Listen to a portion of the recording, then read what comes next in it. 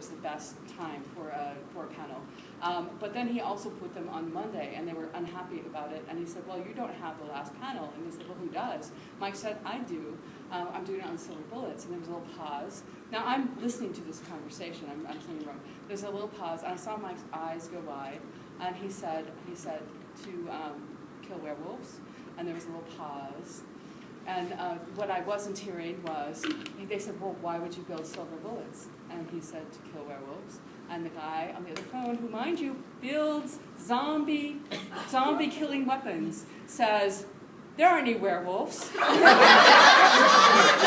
That's stupid. There's no such thing as werewolves. That was, yeah. Yes. Changing topic. Absolutely. Yeah. One of my pet peeves is people who write about horses in medieval times and stuff and have no concept of what a horse is like at all. Now you've done it. Things I like about Dragon Bones and, thank you. and Hobbs Bargain and your various fantasy novels is that you actually understand horses way more than I do, but having ridden a little as a youngster, it warms my heart. Oh, thank you. Yeah, I've always loved horses. I want you to know that there are horse enthusiasts and there are horse pod people.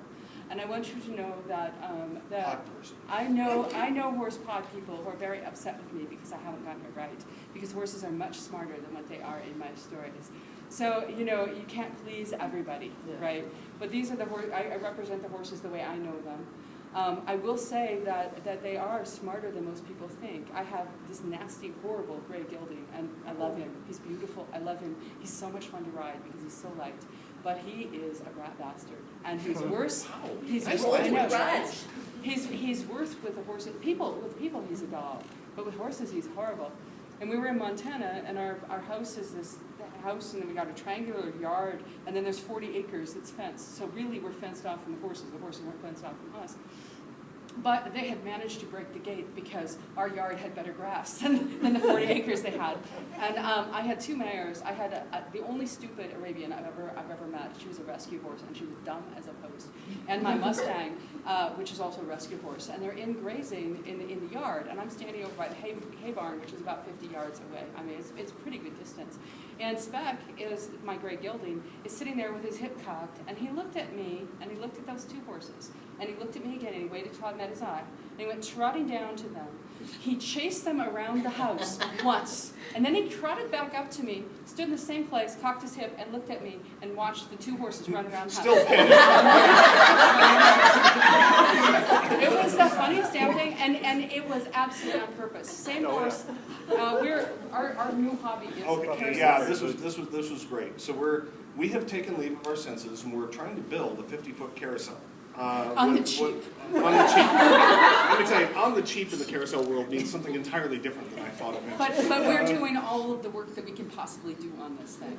But we have a wood carver and his wife, and this wood carver is amazing. He's probably one of the world's best. We're trying to build this grandiose over-the-top carousel. So he's doing phenomenal work, but we run into these problems because he's never been around horses. And so we were doing a little painting thing and whatnot, and they're trying to get to know horses. And so the question came up, what color is the inside of a horse's mouth? And all of the horse people are like, I don't know. I've been around horses 30 years. I never paid any attention to it, right? Now, I want to preface this by saying this guy is the best carousel horse carver in the business. He worked for Disney. If you've been to Helena, Montana, he carved that carousel about 12 years ago. He's amazing, absolutely flipping amazing. But until they came to deliver horses to us, the carousel horses to us, he'd never touched a horse. I guess he was a little afraid of them.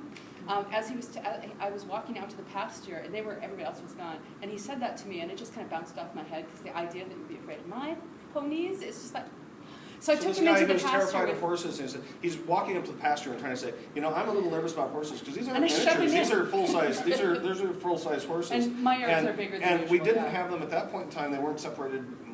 Seven horses in this There were like pasture. 7 horses in this one pasture, and so And they that love is us. just like Queen They of come right Oblivia. Queen Oblivia walks in, come on in here, and it's like and the horses are like zoom, and then they can smell fear. No, they're like cats. cats. You know how cats are? If you're afraid, they're right there. No, but they're really well behaved. They take long. But anyway, the story is, so we went down, he and his wife and I went down to the field to go get Speck because of all my horses, he loves the attention the most. And he'll let me do the damnedest things to him and stay there without me having to get a halter. So I'm trying to open his mouth so we can see, and I'm grabbing his tongue and I'm opening his mouth. And finally he pulled his head back, gave me a really irritated look. Walked up to Ed, opened his mouth like this. And he waited there for a minute, and then he went up to Adriana and went, and he waited there for a minute, and he looked at me, okay? So, yeah, I could never put that in a book. People would think I was making it up, but actually, you know, yes. Just wondering about forthcoming books. Like, what do we have to look forward to? Forthcoming books. Yeah, forthcoming books. I just finished the first big draft of Night Broken, which will be out in March. I have a short story collection that I will be finishing in the middle of next month, getting all polished and ready to go. And that should come out fall of next year, I just was told. And it will be called Shifting Shadows, which we just decided yesterday. Stories from the world of Mercy Thompson. And it's going to have all of the published short stories so far, except for Alpha and Omega, because we already included that in the hardcover of Cry Wolf, right? And I don't like charging people twice for this, you know, and it's been reprinted and reprinted and reprinted because people like it, that's cool. But I don't want to make you pay for it again. So It's everything, a little confusing too. and it's easy to find. Yeah. It's easy to find. You can find it. So the other stories, and then I'm going to put 5 or 6 others, new ones in. I have a story about Ben, who I hope, how Ben wins a bet. He has a bet with the Alpha, with Adam, that he won't swear. For an entire week. And this is the story of that week. Super blue. Did he say wolf? No. And he's in IT. It was so much fun. I got to use all of Mike's in IT jokes, and it starts out with, you know, he's calling the help desk, and he has, "Hello, my name is Bob." So I got all those fun IT jokes in there. And there's a story of how Samuel met Ariana. It's not a happy story, folks, but people ask me for it, and that was really hard to write because it's not a happy story, right? We know it's not a happy story because we saw the happy ending later on. And that story has a lot about Bran's origins, and you see Bran's mother, and she's pretty impressive. I like her. This should be a lot of fun. After that, I'm working on a book, which I have not, because I just finished this one.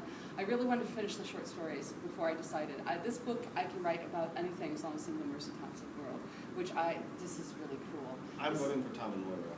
Okay, yeah, that's kind of where I'm going. I don't know if you read the short stories, but she was in Hunting Ground. Moira is my blind witch in Seattle, and her boyfriend Tom, who's a cop, and pretty rough and tough in kind of blue-collar kind of way.